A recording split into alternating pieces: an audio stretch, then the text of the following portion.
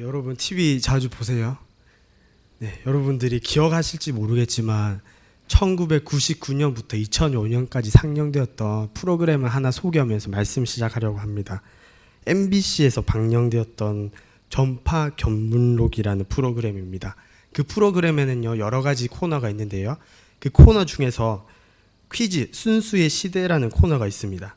근데 이 코너가 굉장히 재밌어요. 어떤 거냐면요, 이제 제시어가 나오면 어린이가 그 제시어를 설명을 해요. 그래서 이제 거기 나온 패널들, 그 출연자들이 그 제시어가 무엇일지를 맞추는 겁니다. 제가 문제를 한번 내보겠습니다. 그 어린이가 표현한 거를 내볼 테니까 한번 마음속으로 한번 맞춰 보십시오. 이걸 하려면 아는 사람이 있어야 해요. 정답은 새치기입니다. 하나 더 예를 들어 보겠습니다. 엄마는 놀라고 아빠는 눌러요. 엄마는 놀라고 아빠는 눌러요. 네, 바퀴벌레입니다. 네, 저희 집은 그 반대일 수도 있겠는데요. 아무튼 이렇게 재밌는 표현들이 있습니다. 근데 정말 인상 깊은 어떤 아이의 표현이 있었는데요. 이건 작지만 들어있을 건 다 들어있어요. 무엇일까요? 이건 작지만 들어있을 건 다 들어있어요. 네, 그것은 씨앗입니다. 네, 오늘 이 씨앗과 관련된 성경 속의 이야기를 들려드리려고 합니다. 오늘 말씀에서요, 예수님께서 이렇게 바닷가에 계십니다. 바닷가에서 이렇게 계시는 걸 알고 사람들이 굉장히 많이 모였어요. 그래서 예수님께서 배에 타셔서 이렇게 나오셔서 많은 무리를 보면서 말씀을 전하시는 장면을 우리가 볼 수가 있습니다. 그때 하셨던 말씀이요, 예수님께서는 비유를 굉장히 많이 하시잖아요. 그 하나님 나라에 관련된 비유를 말씀을 하고 계시거든요. 그 하나님 관련된 첫 번째 비유의 말씀을 하고 계십니다. 내용은 이렇습니다. 어떤 사람이 씨를 뿌리러 나갔습니다. 아마도 농부였던 것 같은데요. 이 사람이 씨를 뿌리는데 어떤 씨앗은 길가에 떨어집니다. 이 씨앗은 새들이 날아와서 주워 먹죠. 그리고 어떤 씨앗은 흙이 얕은 돌밭에 떨어졌습니다. 그래서 씨앗들이 뿌리를 내리지 못하고 금세 말라버립니다. 어떤 씨앗들은 가시 덤불에 떨어졌습니다. 씨앗이 뿌리를 내렸지만 가시 덤불에 의해서 성장하지 못하고 결국은 죽게 됩니다. 이제 남은 마지막 씨앗은 아무 문제가 없는 좋은 밭에 떨어지게 됩니다. 잘 자라서 어떻게 되었습니까? 그 결과가 8절에, 오늘 함께 읽은 말씀 8절에 나와 있습니다. 함께 읽어보겠습니다. 네, 시작. 더러는 좋은 땅에 떨어짐에 자라 무성하여 결실하였으니 30배나 60배나 100배가 되었느니라 하시고. 아멘. 여러분, 이 말씀 너무 우리한테 익숙한 말씀이죠. 네, 좋은 결실을 맺게 되었다는 것이 그 결과입니다. 이것으로 이제 첫 번째 하나님 나라에 대한 비유의 말씀이 끝이 나는데요. 이 본문의 말씀은 우리에게 너무 익숙하고 정말 많이 들어보셨을 것이라 생각합니다. 그런데 여러분이 이 말씀에서 어떤 부분이 특히 인상이 깊으십니까? 어떤 부분이 마음에 와닿으십니까? 아마 대부분이 이 네 가지 종류의 땅, 이 땅의 눈을 초점을 맞추실 것 같습니다. 그리고요, 그 땅 중에서도 당연히 이 네 번째 좋은 땅, 우리가 비옥한 땅, 옥토와 같은 그런 말 많이 쓰잖아요. 그 좋은 땅에 분명히 가장 많이 눈길이 갈 것 같습니다. 그런 이유 때문에 우리가 이 본문을 가지고 말씀을 듣거나 성경 공부를 하다 보면 주로 이 밭에 주목을 하게 됩니다. 그래서 어떻게 적용을 하냐면요, 나는 어떤 밭일까? 또 어떻게 하면 내가 그런 좋은 밭이 될 수 있을까? 이런 것을 가지고 이야기를 많이 나누게 됩니다. 그래서 결론이 뭘까요? 좋은 밭이 되세요. 좋은 밭이 됩시다. 네, 이런 게 이제 결국은 결론인데요. 그래서 우리가 30배, 60배, 100배 열매를 맺자. 그래서 우리는 이 말씀을 볼 때 결국은 이 좋은 밭에 집중하고 몰두하는 것을 우리가 잘 알 수 있습니다. 실제로 우리는 이런 교육을 받으면서 자랐습니다. 우리는 좋은 밭이 되어야 합니다. 이렇게요. 그리고 우리 자녀들에게도 너는 좋은 밭이 되어야 한다. 이렇게 교육을 하곤 합니다. 좋은 밭이 되는 것은 우리가 꼭 이루어야 할 과제라고 생각합니다. 그리고 절대로 길가나 돌밭이나 가시덤불이 있는 그런 것이 되면 안 된다고 말합니다. 30배, 60배, 100배의 결실을 맺어야 한다고 생각하고 좋은 밭이 되는 것은 우리 모두에게 소망이 되고 당연한 생각이 되는 것입니다. 그런데 이런 생각만 계속 한다면요, 예수님 비유의 말씀을 들어도 우리가 어쩌면 진짜 집중해야 되는 하나님 나라, 그 하나님 나라는 눈에 들어오지 않을지도 모릅니다. 그러면 무엇이 들어올까요? 좋은 밭이 되기 위해 무엇을 해야 하는지, 어떻게 해야지 30배, 60배, 100배 열매를 맺을 수 있는지 여기에 집중을 한다는 것입니다. 그런데 예수님이 오늘 들려주신 이 비유의 말씀은요, 세상에 대한 비유가 아니에요. 세상의 비유가 아니고요, 세상 사람들이 말하는 좋은 밭, 성공한 밭, 열매 맺는 밭에 대한 비유가 아니고 이 말씀은 하나님 나라에 대한 비유입니다. 하나님이 다스리시는 나라에 대한 비유입니다. 그렇다면 우리가 그렇게 평소에 보던 그런 눈으로 이 말씀을 읽는 거 말고 오늘은 조금 다른 측면, 조금 다른 관점에서 이 말씀을 함께 나누었으면 합니다. 그럼 어떻게 읽어야 할까요? 밭이 아니라 이 씨를 뿌리는 사람에 한번 주목해 보겠습니다. 밭이 상태가 아니라 이 씨를 뿌리는 사람을 한번 보시기 바랍니다. 무엇보다 눈여겨볼 게 이 사람이 씨를 뿌리는 그 방식입니다. 여러분, 이 농부의 행동이 어떤 것 같습니까? 오늘 씨를 뿌리는 이 농부의 행위가 어떤 것 같습니까? 조금 잘못됐다라는 생각을 안 해보셨어요? 왜냐면요, 이건 이제 농부가 좀 이상하다는 생각이 들 수밖에 없는 게, 우리가 농부의 입장이 돼보면 알 수 있을 것 같습니다. 농부는 어떻게 해서 돈을 버나요? 농부는 당연히 농사를 지어서 돈을 법니다. 그러면 농작물이 많으면 당연히 좋겠죠. 그런데 그런 많은 농작물을 얻기 위해서는 좋은 땅을 찾아야 될 겁니다. 그래서 좋은 땅을 찾아서 자신이 갖고 있는 그 씨앗을 그 좋은 땅에 집중적으로 뿌려야 되겠죠. 그게 우리가 생각해도 너무 상식적으로 당연히 맞는 이야기인 것 같습니다. 그런데 오늘 농부는 어떻게 하고 있습니까? 어떤 땅에 얼마나 뿌렸는지 정확하게는 알 수는 없지만, 하지만 이제 여기 나온 이 비율만 따져 본다면요, 4분의 1은 좋은 땅에 뿌리고, 그리고 4분의 3은 좋지 못한 땅, 그 씨가 자라지 못한 땅에 뿌린 것을 우리가 성경을 통해서 볼 수가 있습니다. 이건요, 뿌렸다기보다는 그 4분의 3, 그 75%의 씨앗을 버린 것에 가깝다고 할 수 있습니다. 이 씨앗이 사실 얼마나 아깝습니까? 이건 낭비입니다. 내가 가지고 있는 것 중에 75%를 낭비한 것입니다. 예레미야 4장 3절에 보면은 이런 말씀이 있습니다. 함께 한번 찾아볼까요? 예레미야 4장 3절 말씀입니다.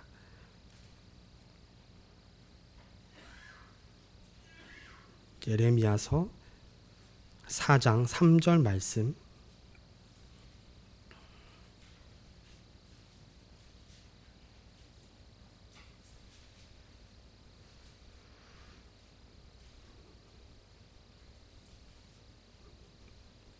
찾으신 분이 계시면 함께 읽어보겠습니다. 시작.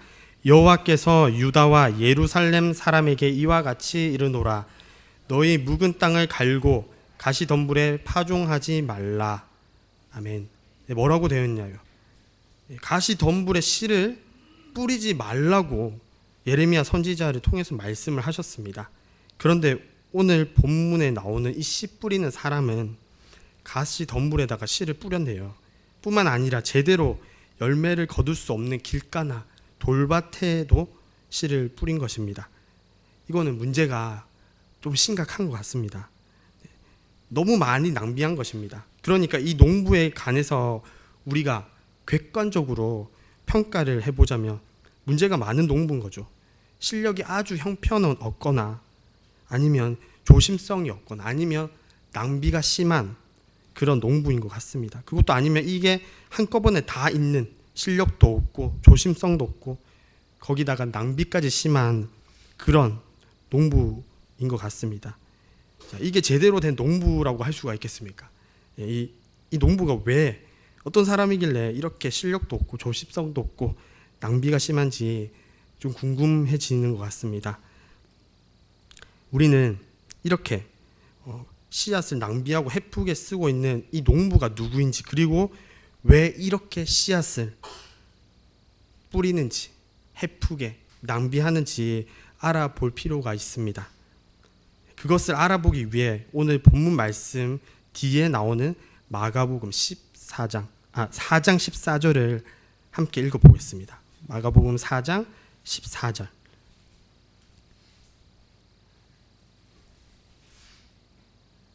네, 함께 읽어보겠습니다. 시작. 뿌리는 자는 말씀을 뿌리는 것이라. 아멘. 네, 이 말씀에 대한 이해를 하려면 배경이 필요한데요. 예수님이 이 씨 뿌리는 비유를 마치신 다음에 비유가 사실 저희들한테는 너무 익숙하잖아요. 그렇지만 이 말씀, 이 비유를 처음 들은 제자들한테는 그리고 그 많은 사람들한테는 이 내용이 절대 쉽지가 않았어요. 그래서 이 제자들도 예수님을 따로 찾아갑니다. 그래서 예수님께 물어봅니다. 이해가 되지 않았어요. 이 농부가 이상하다고 생각을 했던 거죠. 그래서 이 말씀이 대체 어떤 의미입니까? 그렇게 물어봅니다. 근데 예수님께서 이렇게 대답하십니다. 이 비유는 세상에 대한 비유가 아니라 하나님 나라에 대한 비유라고 말씀하십니다. 그리고 그 씨앗이 말씀이라고 그렇게 알려주십니다. 자, 여러분, 씨앗의 정체가 밝혀졌습니다. 하나님 나라에 대한 말씀이라고 말합니다. 그렇다면 씨앗을 뿌리는 자의 정체도 우리가 가늠해 볼 수 있겠습니다. 하나님의 말씀, 그것이 씨앗이라면 결국 하나님의 말씀을 뿌리는 존재는 하나님이십니다. 하나님이 하나님의 말씀을 씨앗으로 하여 뿌리고 있는 것을 우리가 알 수가 있습니다. 하나님이 하나님 나라에 대한 말씀을 뿌리시는 겁니다. 하나님께서 직접 하나님이 다스리는 세상이 어떤 세상인지에 대해서 이리저리 마구 뿌리고 계신다는 말입니다. 그 말씀이 씨앗을 여기저기 흩어 뿌리고 계신다는 그런 말입니다.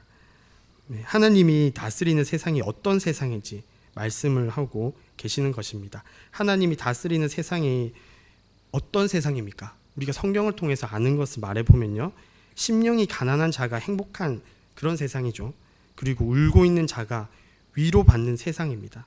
그리고 온유한 자가 자기 땅을 기업으로 받는 그런 세상입니다. 의에 줄이고 목마른 자가 배부른 세상이고요.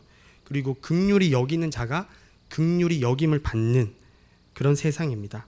마음이 청결한 자는 하나님을 보게 되는 그런 세상입니다. 그리고 화평하게 사는 자가 하나님의 자녀가 되는 세상입니다. 이를 위하여 핍박당하는 자가 주인 되는 그런 세상입니다. 하나님께서는요, 이 말씀의 씨앗을 에덴 동산에서부터 지금까지 쉼 없이 계속해서 뿌리고 계신 것입니다. 오늘 이 시간에도 우리 가운데 이 말씀의 씨앗을 뿌리고 계십니다. 하나님의 나라는 어떤 것이다. 하나님의 나라에 대한 말씀의 씨앗을 계속해서 여기저기 흩어서 뿌리고 계십니다. 에덴 동산의 아담과 하와로부터 시작해서 바로 여기 예배드리는 우리 신월 제일교회 성도님들 모두에게 주님의 말씀은 계속해서 뿌려지고 있습니다. 근데 왜 그렇게 하실까요? 왜 계속 뿌리고 계실까요? 하나님께서는 왜 우리에게 이렇게 말씀을 낭비하고 계실까요? 씨앗을 왜 자라지도 못할 땅 그 75% 4분의 3이나 되는 곳에 뿌리고 계실까요? 어떻게든 그 땅을 살리고 싶으셔서 망하게 된 그 땅에 어떻게든 새 생명을 주시려고 죽일 수밖에 없는 그 땅을 새롭게 하시려고 생명의 말씀을 여기저기 뿌리고 계신 것입니다.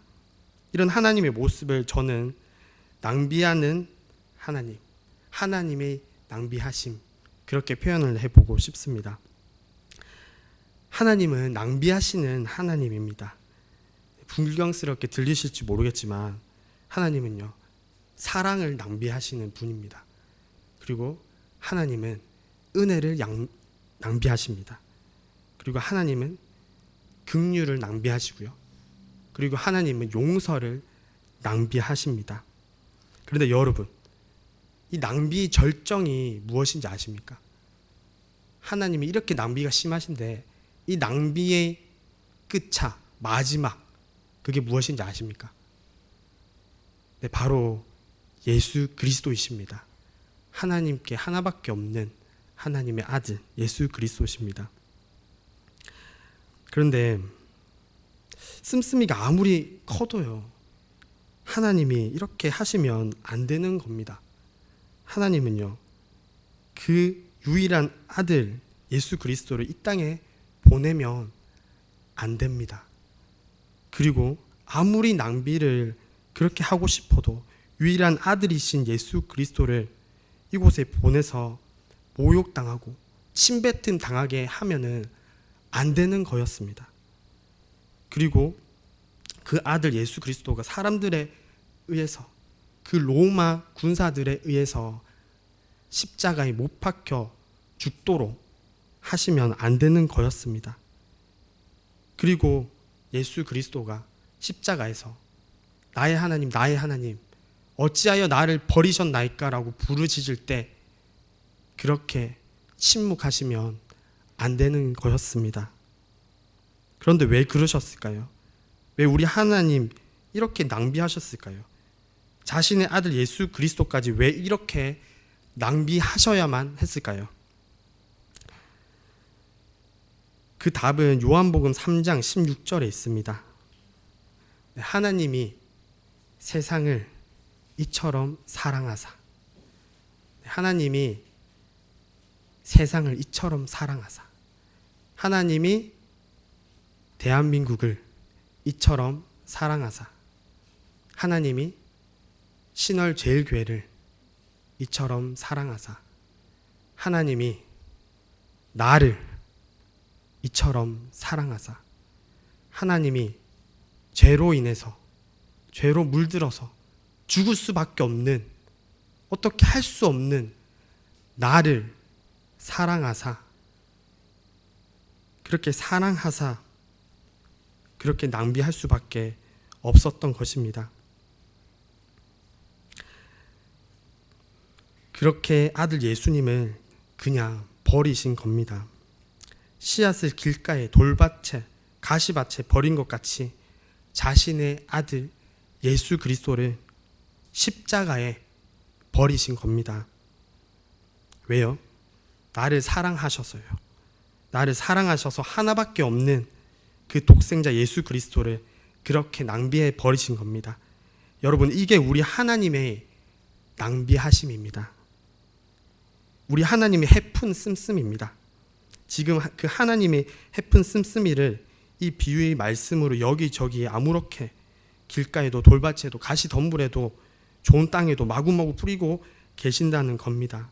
여러분, 우리가 이렇게 큰 사랑을 받았다면, 우리 하나님이 이렇게 낭비하시는 하나님이시라면, 자신의 아들 예수 그리스도까지 아낌없이 이렇게 낭비하시는 하나님이시라면 우리는 어떻게 살아야겠습니까?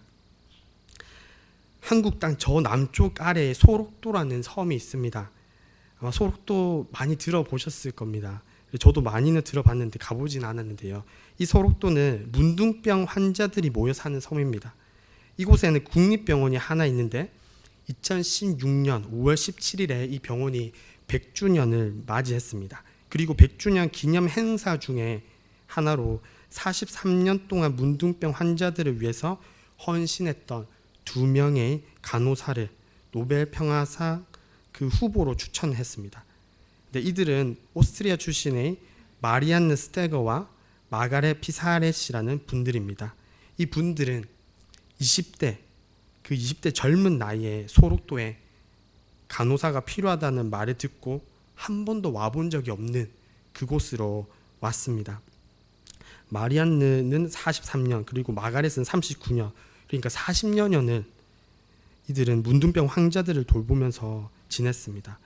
이들이 처음 소록도 병원에 나타났을 때 소록도 사람들은 두 가지 때문에 깜짝 놀랐다고 합니다. 먼저는 서양 사람들 처음 보니까 그 생김새에 놀랐다고 합니다. 그리고 또 하나 놀랐던 거는요, 이들의 태도 때문에 놀랐다고 합니다. 그 문둥병 하면은요, 저도 직접 본 적은 없지만 굉장히 보기가 좀 무섭다고 하잖아요. 이렇게 살이 썩어서 문드러지고 있으니까, 그리고 꼭 전염될 것 같고, 우리가 딱 보면 불결하고 끔찍한 느낌을 가질 텐데요. 그래서 뭐 성경에서도 문둥병에 대한 내용들이 나오잖아요. 그런데 이 간호사들은 이 사람들을 맨손으로 그 상처를 닦아주고 치료해 주었다고 합니다. 그 태도에 또 놀랐다고 합니다. 이게 바로 정말 생각지도 못한 헌신이었던 겁니다. 이 두 분의 오랜 시간의 그 수고와 헌신으로 이 섬 소록도는 변화가 되었습니다. 6,000명이 넘었던 그 환자들의 수가 600명까지 줄어들게 되었고요.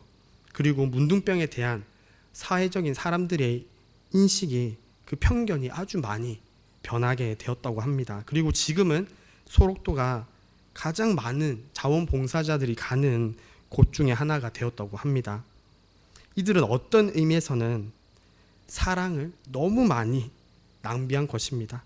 길가에, 돌밭에, 가시덤불에 그렇게 씨앗을 뿌려봤자 아무것도 얻을 수 없을 것 같은 그곳에까지 너무 많은 사랑을 낭비했습니다. 좋은 밭에만 사랑을 뿌려도 괜찮을 텐데요, 그렇게 볼품없는 땅에도 사랑을 뿌렸습니다.